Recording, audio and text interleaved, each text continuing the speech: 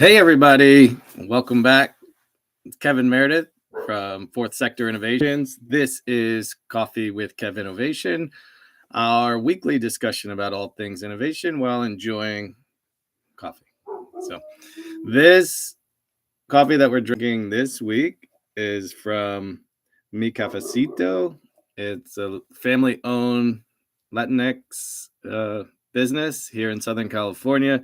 Great coffees, a lot of Mexican flavors in the coffee. I had one the last time that was kind of like drinking the milk out of the bottom of Cinnamon Toast Crunch cereal. Uh, it's supposed to be their favorite. I usually don't drink sweet drinks, but I asked what their most popular drink was, and they carved it out for me, and it was pretty tasty.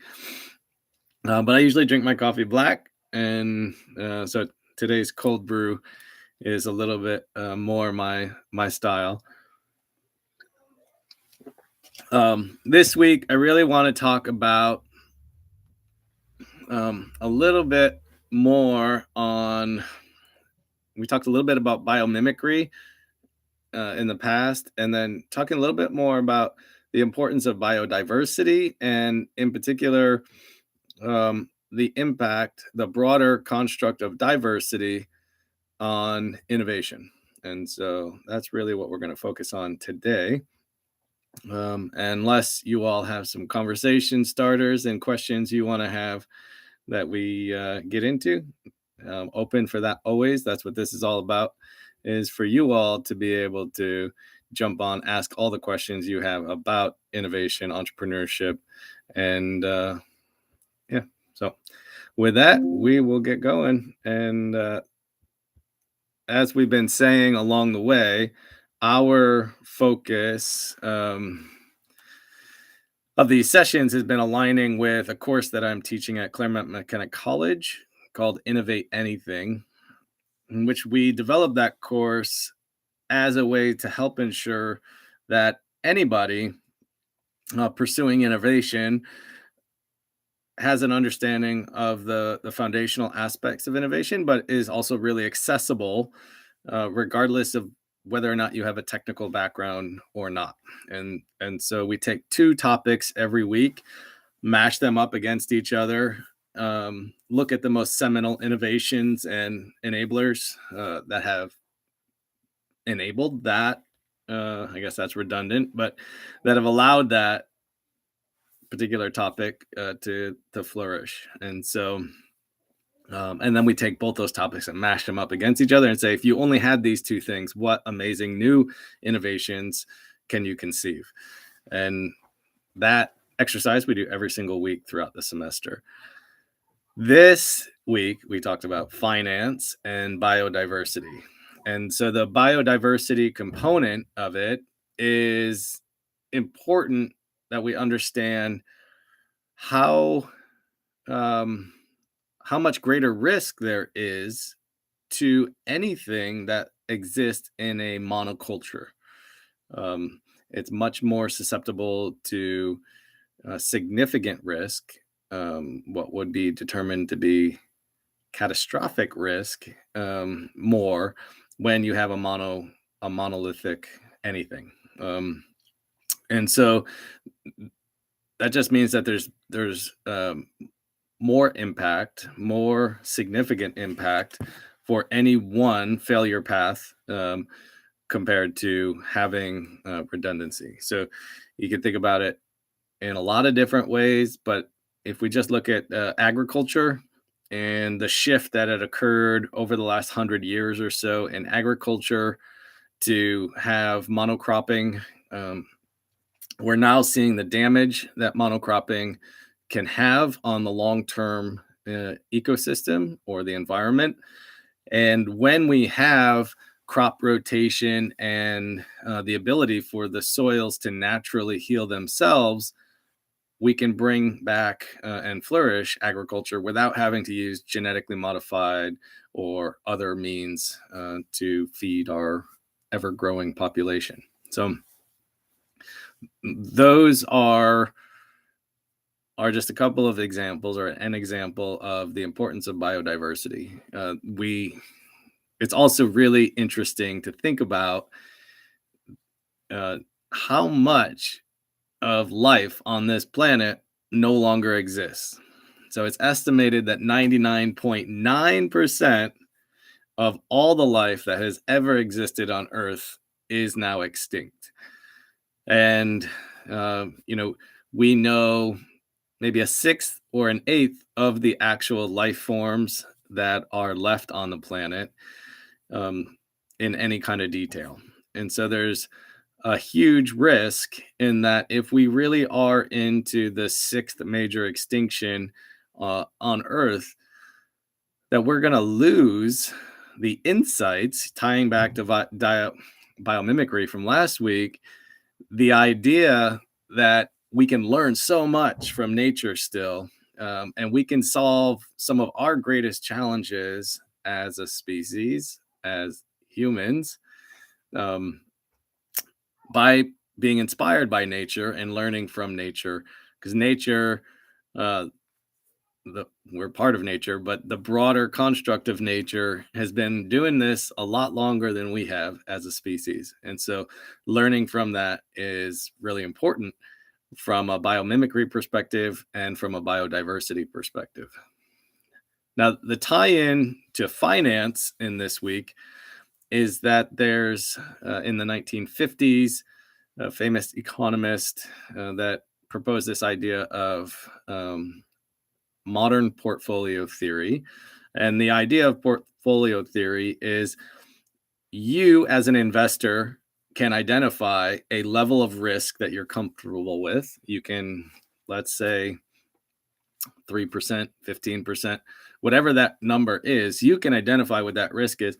And then you can build a portfolio of investments to help make sure that the risk profile that you are comfortable with gives you the types of returns that you would expect with that risk profile.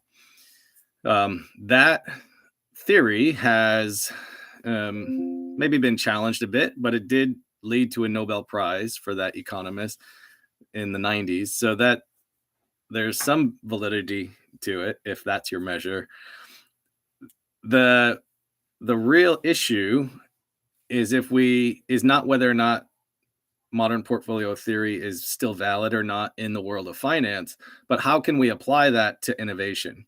And when we take biodiversity and we take finance and portfolio theory, what it says is if you spread out that risk with your innovation activities, you can have a more managed approach to innovation. So if your back is against the wall as a company or an organization, or there's just the sky is the limit and you're just getting going, you have more flexibility or latitude to just go for major swings. Just go for the grand slam. Only go for those big giant steps in innovation as part of your offering. Because what do you have to lose otherwise? If your back is against the wall, then your company goes out of business either way. If you're just getting going and you haven't really invested that much of your own beyond your sweat equity, maybe your savings, but that's a choice that you're willing to make in your belief in this opportunity, then there really isn't much of a risk there, honestly.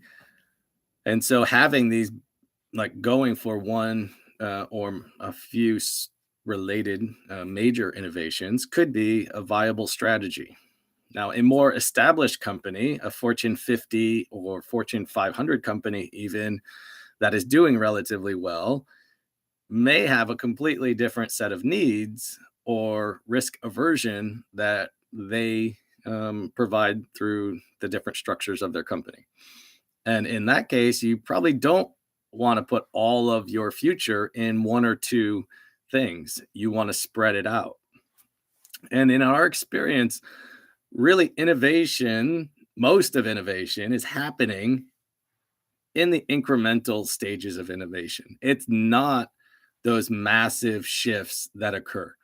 When they do occur, they have a big impact.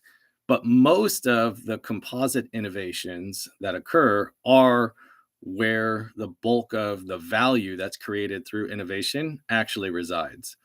And there are a lot of people that beat the disruption drum, a lot of people that say you should only go after game-changing innovations, and there's limits to that thinking. And what we try and do is look at innovation more broadly and give you the tools to have a portfolio of innovations that you're pursuing so that you have a greater ability to deliver on that value potential that you're trying to provide to the world, to your stakeholders, however you want to define it. So those were the major things that I wanted to cover. Does anybody, Brene, want to join us? Or does anybody have any questions or anything that they would like to jump on and ask? This is always a lot better when there's someone to engage with. But if we don't, we'll get it figured out. Try and get more people on these to jump on and have a conversation.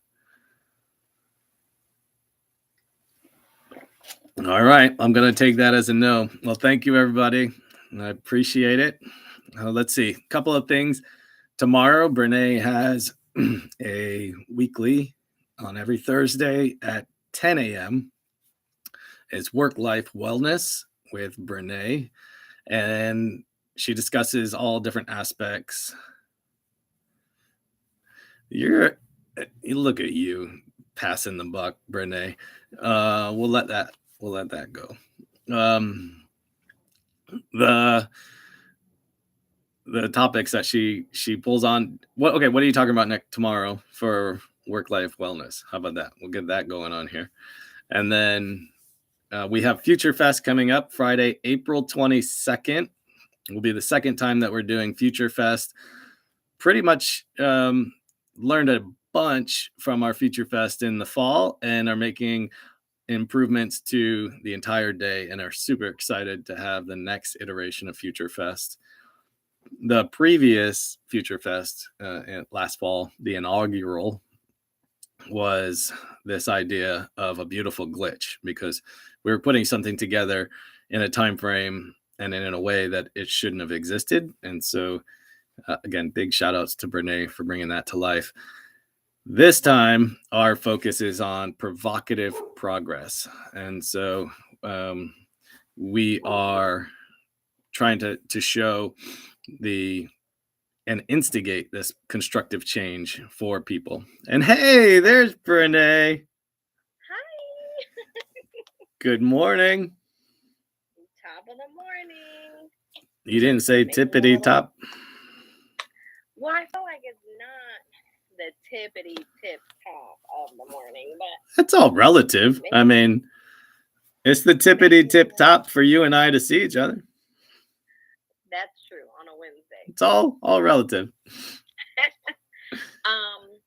So tomorrow you asked, what am I talking about? Yeah. Because it is Women's History Month, and yesterday was International Women's, whatever, there's so many different names people are calling it, but International Women's Day. Tomorrow I'm going to be talking about women in the workplace. Awesome. And I can't think of all of my talking points at this very moment, but you don't have to spoil it for anyone. That's all right. All right. That's good. Tomorrow at 10. Yeah, join back on. I just wanted to. There was one other thing we were talking about yesterday related to diversity that I thought was relevant to what's going on there, and now it's blowing my mind. So I guess we'll call it good. Anything else about Future Fest? Yeah, reserve your spot at strfst.com. We've got an amazing keynote speaker. We have a dope panel of people that are going to be speaking. We have some amazing vendors. Black Chamber of Commerce will be there. Asian Business Association and the Inland Empire will be there. Look at the Robot will be there. Chase Bank, a bunch of different cool people that are doing amazing things in the community and for the community will be there, and we'll have a chance to share what they're doing. Pershetta Slack and PSI Awesome. Consulting will be there. So there's going to be a lot of good information. And if you know me, you know that I like to do the plug. So anytime I can plug people and what they're doing, and this is just a great opportunity to network and get to grow and learn. And so, hey y'all, good top of the morning. Yeah, so Future Fest, come on out. It's free. I mean, why not? That's not the ringing endorsement that we're looking for. Hey, you don't have to pay anything, so you might as well show up. Expand your network, learn, meet some amazing people, make some great connections. We'll be there. Yeah, Brene will be there. That's the biggest thing you need. So. All right. Thank you, Brene. Of course. We'll see you tomorrow. All right. See you tomorrow. All right. I'll send you a text in a minute. I have an idea. Okay. Yeah, don't be nervous. Okay. All right. Bye. All right, everybody. Well, with that, we'll wrap up. Thank you so much for those that joined. And Brene, thanks for jumping on the video. We will be back at it, and just want it to be an open discussion about all things innovation. So if you have questions, topics that you want to cover, if you're working on innovation in your organization and are having some roadblocks or not able to scale or get the results that you're looking for, we want to talk about those things. If you just have problems in general that you're facing, we want to explore ways in which innovation can potentially be a support pathway for you. So with that, we'll see you next time. Thanks, everybody. Have a great week.